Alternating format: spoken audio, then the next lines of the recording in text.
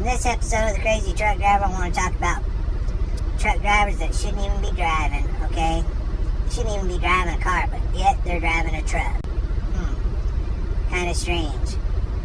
You know, nowadays they go to truck school for a week, and all of a sudden they think they're a freaking truck driver. I went to truck school for 3 months, and I didn't know enough, I thought, when I got out. You know? Shit, I even know people now, you can go to the DMV and just pay one of the employees $1,500 in Manteca, California. You can get your freaking license, don't even have to take a test, drive test, or nothing.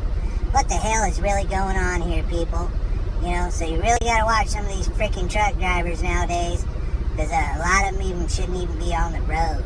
So yeah, stay clear of everyone.